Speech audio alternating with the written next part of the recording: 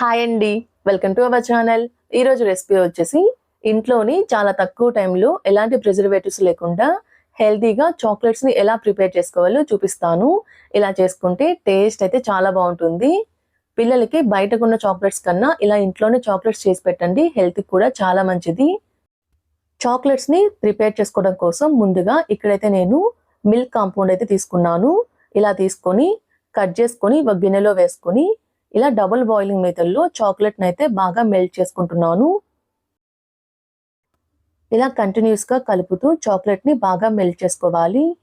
ఇలా చాక్లెట్ బాగా మెల్ట్ అయిన తర్వాత ఇప్పుడు ఇలా ప్రిపేర్ చేసుకున్న చాక్లెట్ని పక్కన ఉంచుకోండి.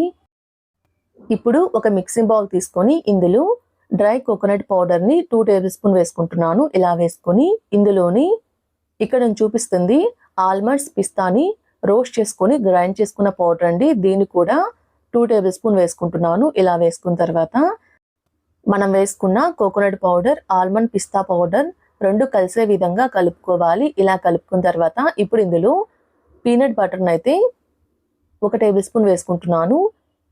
ఇలా వేసుకొని దీని మొత్తాన్ని కలిసే విధంగా కలుపుకోవాలి.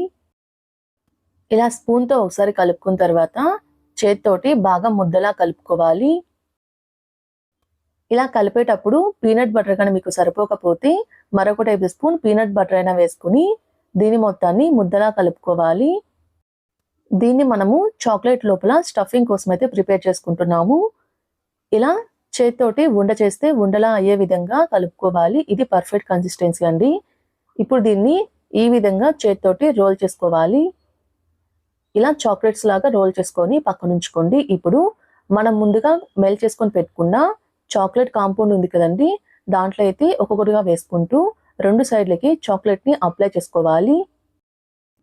ఇలా స్టఫింగ్కి అన్ని సైడ్లు చాక్లెట్ని అప్లై చేసుకున్న తర్వాత ఇదే విధంగా మిగిలిన వాటికి కూడా చాక్లెట్ని అప్లై చేసుకుని ఒక ప్లేట్లో పెట్టుకోవాలి.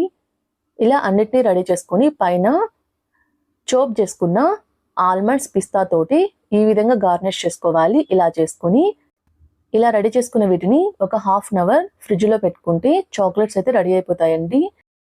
ఇప్పుడు మిగిలిన చాక్లెట్ కాంపౌండ్ ఉంది కదండి, దీంట్లో అయితే నేను చోప్ చేసుకున్న బాదం పిస్తాను అయితే ఇందులో వేసుకుంటున్నాను. ఇలా వేసుకొని చాక్లెట్ మొత్తాన్ని కలిసే విధంగా కలుపుకోవాలి. ఇలా మొత్తాన్ని కలిసే విధంగా కలుపుకున్న తర్వాత ఇలా రెడీ చేసుకున్న చాక్లెట్ని ఒక పంపింగ్ బ్యాగ్లో అయితే వేసుకుంటున్నాను. ఇలా వేసుకొని ఎడ్జెస్ని కొంచెం కట్ చేసుకొని మీకు నచ్చిన చాక్లెట్ మౌల్డ్లో అయితే దీన్ని ఫిల్ చేసుకోవచ్చు.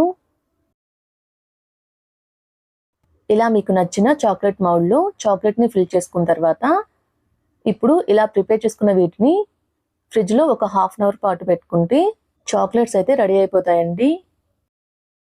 ఒక ½ అవర్ తర్వాత చాక్లెట్స్ని అయితే చూపిస్తున్నానండి.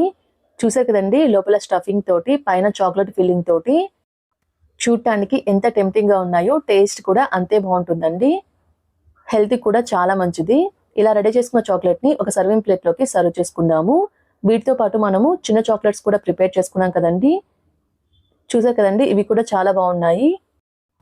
ప్లెయిన్ చాక్లెట్ తినటం కన్నా ఇలా నట్స్ని మిక్స్ చేసుకొని ప్రిపేర్ చేసుకున్న చాక్లెట్ తినటం వల్ల హెల్త్కి మంచిది, టేస్ట్ కూడా చాలా బాగుంటుంది. ఇలా అన్నిటినీ రెడీ చేసుకొని ఒక సర్వింగ్ ప్లేట్లోకి సర్వ్ చేసుకుంటే ఎంతో టేస్టీగా ఉండి హోమ్ మేడ్ చాక్లెట్స్ అయితే రెడీ అయిపోతాయండి. మీరు కూడా ట్రై చేసి ఎలా వచ్చాయో నాకు కామెంట్ చేయండి. మా వీడియో మీకు నచ్చినట్టయితే లైక్ చేయండి, షేర్ చేయండి, మా ఛానల్ని సబ్స్క్రైబ్ చేసుకోండి. Thanks for watching.